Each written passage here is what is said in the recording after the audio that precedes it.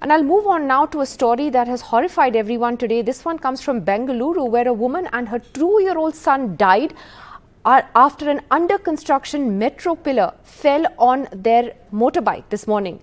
The woman was travelling with her husband and her 2 children. They were passing through that stretch when the iron pillar crashed down on them. The father and the daughter, they are all right.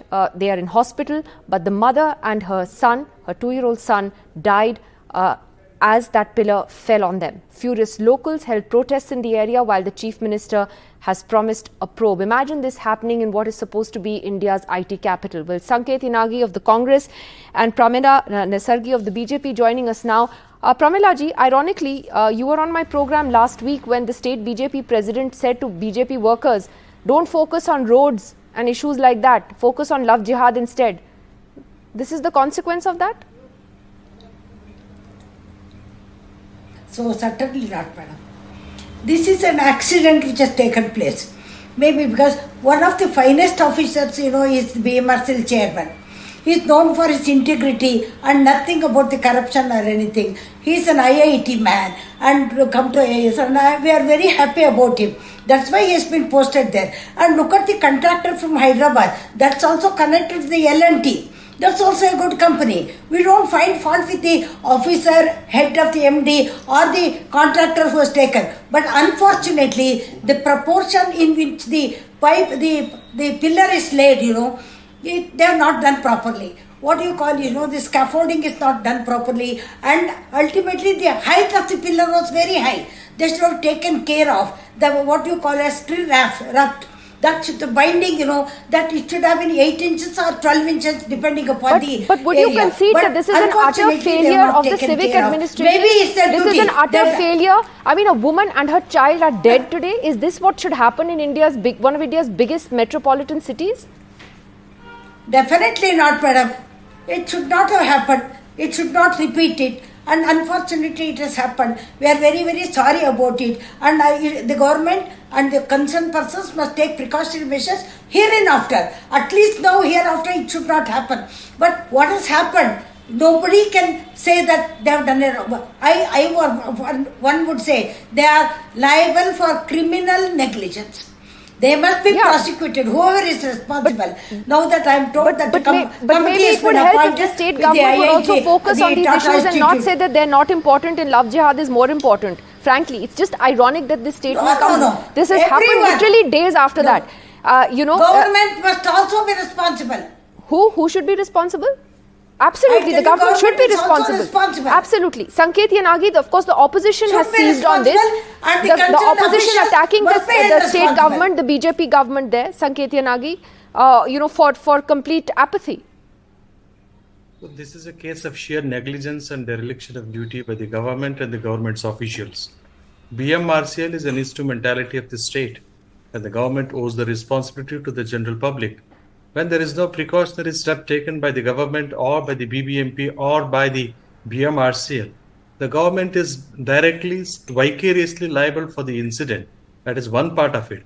And the government or the BJP, which is concentrating more on the love jihad and other communal issues than the development and than on the safety of the people, this is the consequence of what Mr. Nalin Katil has said. That is what he meant.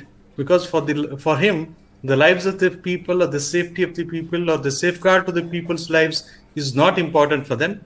For them, the love jihad is important, hijab is important, communal clashes are important. This is the consequence of it. Where a state has no time, the government has no time to think about the safety of the people, and this is the consequence which we are seeing, and there is nothing different out of it. And I'm sorry to say that straight away, this is the liability of the state government, not just to compensate. It has to seek an apology of the state. And I would say the state government has no moral right to continue in this state because of such incidents which are happening in the city of Bangalore. So you demand an apology and you demand the Chief Minister's resignation. Is that what you're saying? Not just that, they owe the responsibility to the general public. Not just this incident I'm referring to. There are several incidents of death due to the potholes. And now, the government is thinking about the jihad, government is thinking about the hijab, And what is that moral right they have to continue in the power? Let me take that to Pramila Nisargi. The Congress saying that there needs to be an apology to the people of Karnataka, to the people of Bengaluru. And that the government needs to take responsibility for this. Focus on the civic issues more than all the other stuff. The government is... See, anybody for that matter. Bommai has already said that what the reason is, already the committee has been appointed. Now, no less than the Tata Institute people have been asked. And they said that whoever is guilty, they must be dealt with. Why should these people think about jihad and hijab? Has the hijab problem come now? So, does the person who spoke on behalf of the Congress, does he want the hijab to continue? When Israel people, women say we should not, why he wants about all that things? Please think about the development. The issue here. Don't you want the metro to continue in Bangalore? Don't you want the development to be taken in Bangalore? Does he not want But pillars shouldn't be falling on people's heads. But pillars shouldn't be falling on people's heads. See, you say that all precautionary measures must be taken. I agree. So you're anti-development.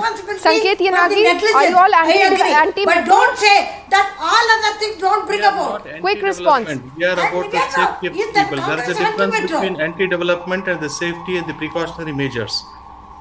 We do not oppose the development, but there must be some certain measures. Who is coming in the way of the safety? Do you mean to say that the people are not safe? 1 minute, let me complete my statement.